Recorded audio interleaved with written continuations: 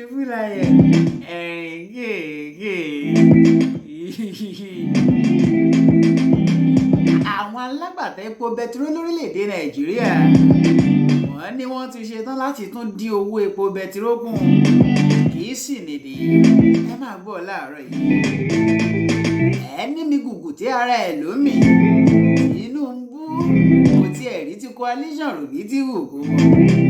Òkè náà ẹ máa gbọ́ yẹn náà láàárọ̀ yìí. Àdúkẹ́ o, a máa dúpẹ́ kẹ́. Ààrẹ àná lórílẹ̀‐èdè yìí, Ààrẹ Muhammadu Buhari, wọ́n ti kúrò ní ọsibítù lórílẹ̀‐èdè UK. Kódà ara ti mókun, wọ́n ní ẹ̀kọ́ tí ń wọlé, ìwé tí ń jáde. Àwọn ọmọ ológun orílẹ̀‐èdè wa Nàìjíríà, wọ́n ti fi ṣìkún òfin gbé ajínigbé kan léléyìí tí ó ní 13.7 million naira, mílíọ̀nù 13.7 ó ní lọ́wọ́ nínú mọ́tò pẹ̀lú àwọn AK-47, àwọn ìbọn tí wọ́n jẹ̀mí èèyàn lójijì ní Ọlọ́run ẹ̀ yẹ̀ rí o. Ẹ kú iṣẹ́ takuntakun. Lórí ọ̀rọ̀ 2027, èmi tẹ́ ń wò yìí, mo kàn lè máa gbá bọ́ káàkiri ní patí, kẹ́ ẹ máa rí mi kí n máa sáàfù àwọn èèyàn. Àmọ́ ẹgbẹ́ òṣèlú Labour Party ni mo ṣì wà o, mi ò wò mẹ́. Kódà mo máa díje lọ́dún 2027 sí ipò ààrẹ orílẹ̀-èdè Nàìjíríà. Èmi kọ́ mò ń sọ̀rọ̀ o, Pétérù Òbí, Mr. Peter Òbí náà ló sọ̀rọ̀. Ẹni pé ẹ má jẹ́ gbọ́ pé kí ni sà bí ẹ fẹ́ ta àwọn ẹbu ìfọ́po Nàìjíríà kẹ̀. Èmi kọ́ mo sọ bẹ́ẹ̀ o.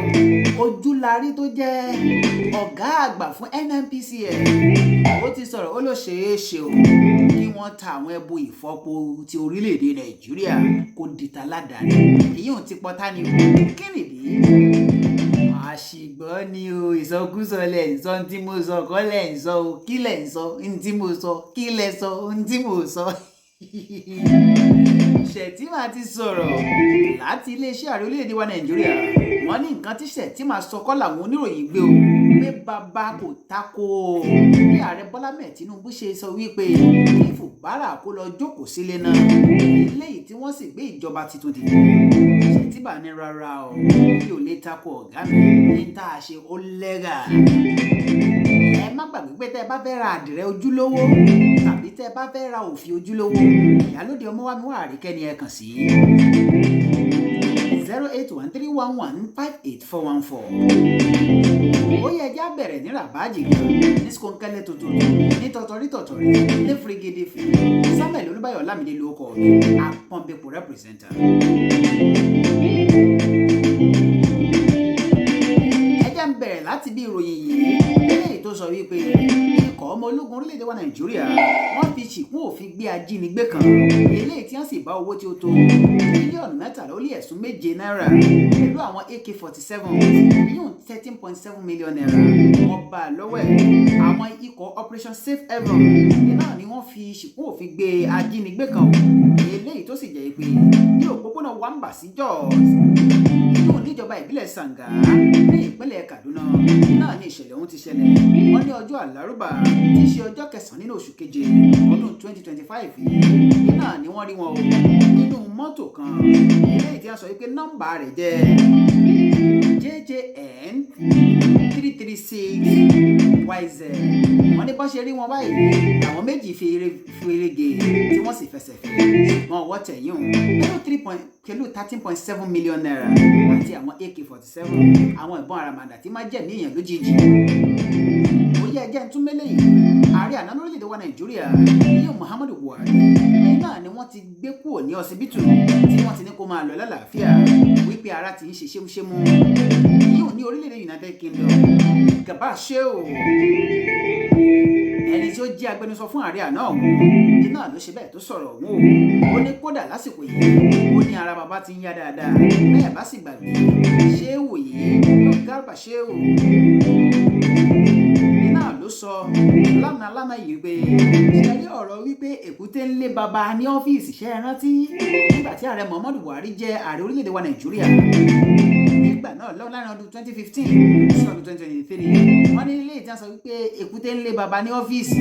Wọ́n ní àwọn kan fi bojú ni o, látàrí àárẹ̀ tí ń ṣe baba ńgbà náà ni.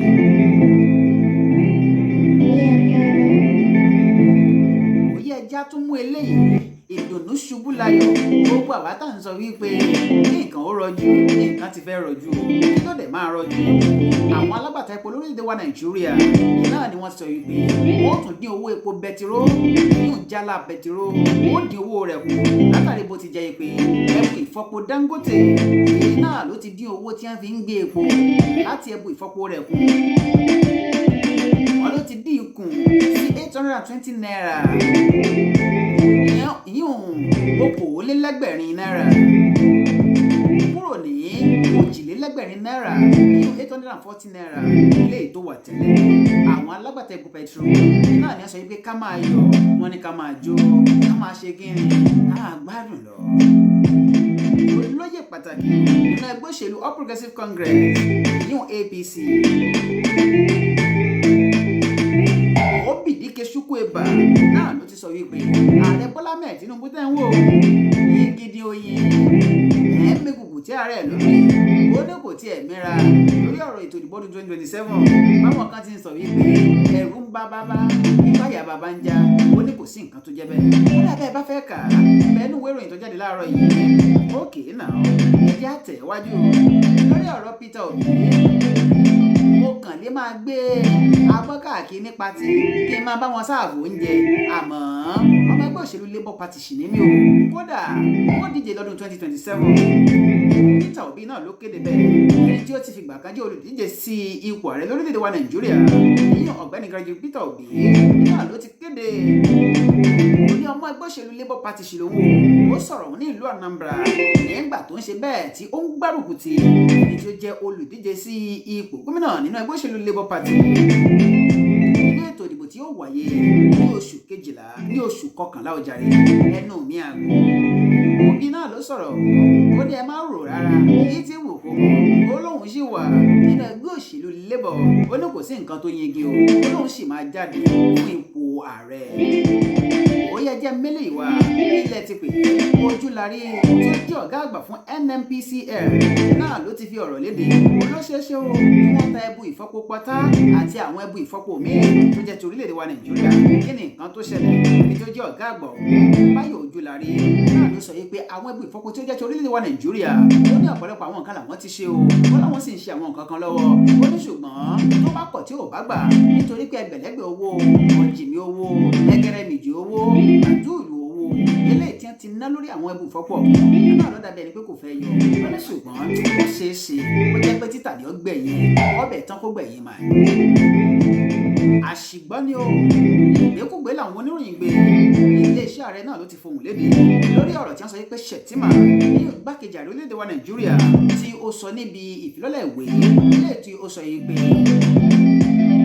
ọlọ́run ni ò jẹ́ kí wọ́n yọ òun gẹ́gẹ́ bí gómìnà ìpínlẹ̀ Borno ní àsìkò Jonathan gẹ́gẹ́ bí wọ́n ti sọ wọ́n ní ọ̀tọ̀ ní ohun tí Kasim Shettima ń sọ bẹ́ẹ̀ bá sì gbọ́ lóòótọ́ èyí tẹ́ ẹ bá wo Arise TV ẹ rí wípé Reuben Abati náà ló fọ̀rọ̀ òun ló fi yé Rufai kétékété tó ní ẹ̀sà ìyàtọ̀ wà nú ẹ̀ o èdè yàtọ̀ sí èdè elégédé yàtọ̀ sí elégbèdé ẹ̀ ṣe bẹ́ẹ̀ ìyànà yàtọ̀ sí ìyànà o ẹni tó bá ń yànà òtútù ló mú ẹni tó bá fẹ́ wá ìyànà tí ò bá wò dáadáa ó ṣe é ṣe kó sọ ẹ wo ẹ má gbàgbé ẹ bá fẹ́ ra àdìrẹ ojúlówó ọ̀dọ̀ ìyálóde ọmọ wa mú àríkẹ́lẹ́ ti máa rí Samuel Olúbáyọ̀ Ọlámídé lórúkọ mi lórí ètò àjímúná lórí ìfúntàárọ̀ yìí ẹ wò MC tó gba skiyaski ẹgbẹ̀ yaski entertaining refreshing and tantalizing olórin tó dáńtọ́ ààrẹ mẹ̀kúnnù káfọ́ tó ní jọba kingdom ó dàbọ̀.